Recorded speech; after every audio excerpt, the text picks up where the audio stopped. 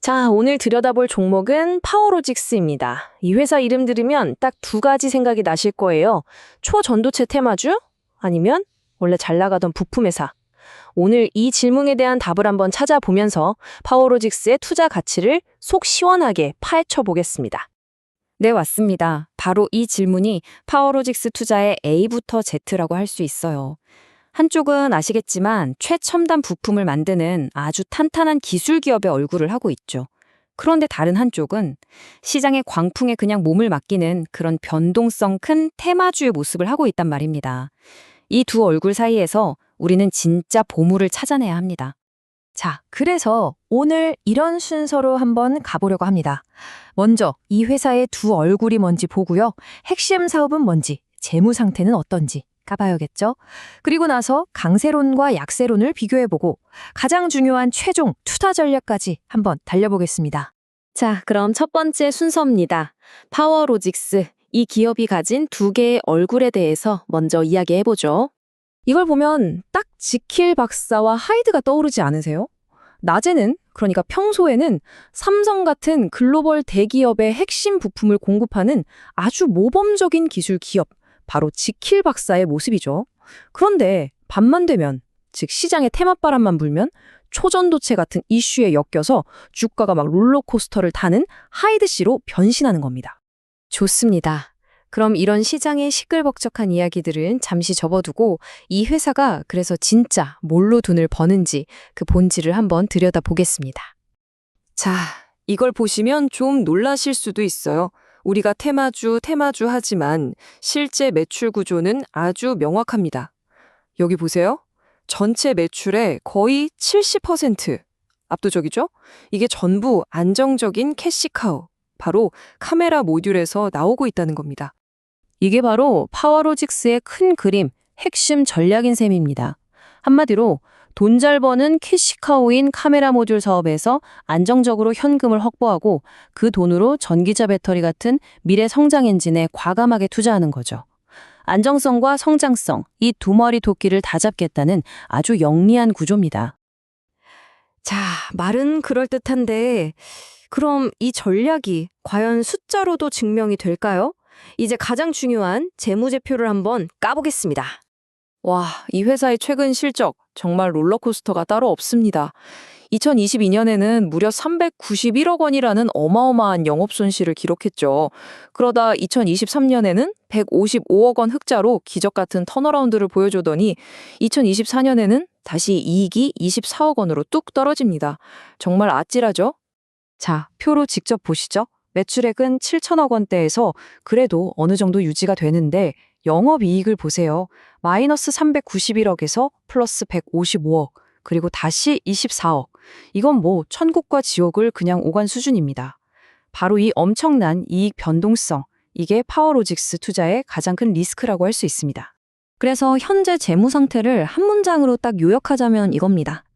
최악의 터널은 빠져나왔지만 아직도 짙은 안개 속이다.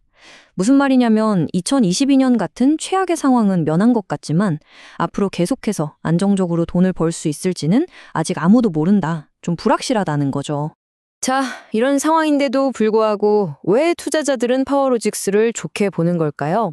지금부터 그 강세론의 핵심 근거 4가지를 하나씩 짚어보겠습니다. 파워로직스를 긍정적으로 보는 분들은 이 4가지 포인트를 이야기합니다. 첫째, 고부가 가치 카메라 모듈. 특히 폴더블 폰 같은 비싼 스마트폰에 들어가는 부품 덕에 돈을 더 잘 벌 거라는 기대감이죠. 둘째, 바로 배터리팩 사업의 폭발적인 성장입니다. 매출이 무려 전년 대비 78%나 늘었어요. 이건 새로운 성장 엔진이 확실히 가동되고 있다는 신호죠. 셋째, 원가 경쟁력. 자체적으로 부품 만들고 자동화해서 이익률을 높이고 있다는 거고요. 그리고 마지막 넷째, 무시할 수 없는 테마의 힘입니다. 아시다시피 관계사가 초전도체 LK99 연구기관에 투자했다는 사실이 알려지면서 이게 주가를 끌어올리는 아주 강력한 불쏘시개 역할을 하고 있는 거죠. 하지만 동전에는 양면이 있는 법이죠. 좋은 이야기만 들을 순 없습니다. 현명한 투자자라면 이 장밋빛 전망 이면에 숨어있는 리스크, 즉 약세론의 근거도 반드시 체크해야 합니다. 자, 걱정되는 부분도 4가지입니다. 첫째, 앞서 본 것처럼 실적과는 상관없이 테마뉴스 하나의 주가가 널뛰는 엄청난 변동성. 둘째, 바로 오버행 이슈입니다. 이게 뭐냐면 나중에 주식으로 바뀔 수 있는 전환사채 물량이 많은데 이게 시장에 불리면 내 주식의 가치가 떨어질 수 있다는 부담감이죠. 셋째, 주력 사업인 스마트폰 시장이 예전만큼 성장하지 못한다는 점. 마지막으로 배터리 같은 신사업에 돈을 많이 쏟아붓고 있어서 재무적으로 부담이 될 수 있다는 점입니다. 이 문장이 약세론의 핵심을 정확히 꿰뚫고 있다고 봅니다. 실적이 좋아지는 속도보다 테마 때문에 주가가 오르는 속도가 너무 빠르다. 한마디로 회사가 버는 돈에 비해 기대감이 너무 앞서가고 있다는 거죠. 이게 바로 거품의 위험입니다. 자, 좋습니다. 그럼 이제 가장 중요한 시간입니다.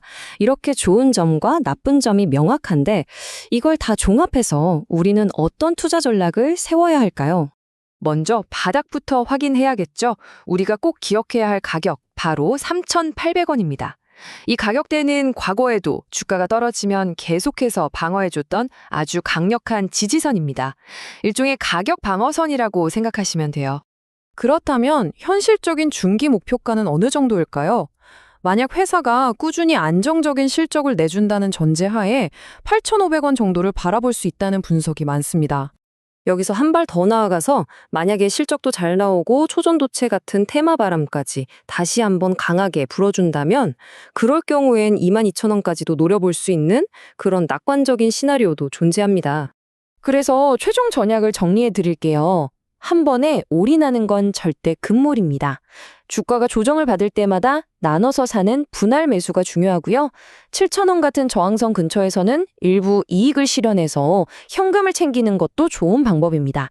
단기적인 관점과 중장기적인 관점을 삼는 거죠.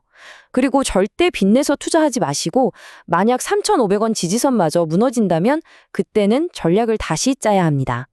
결국 파워로직스 투자의 성공은 이 한 문장에 달려있는 것 같습니다. 실적이라는 꽃이 활짝 피고 테마라는 바람이 알맞게 불어줄 때 비로소 그 진정한 가치를 평가받게 될 겁니다. 이 두 가지의 완벽한 타이밍을 잡는 것, 그게 바로 파워로직스 투자의 묘미이자 가장 어려운 숙제겠죠.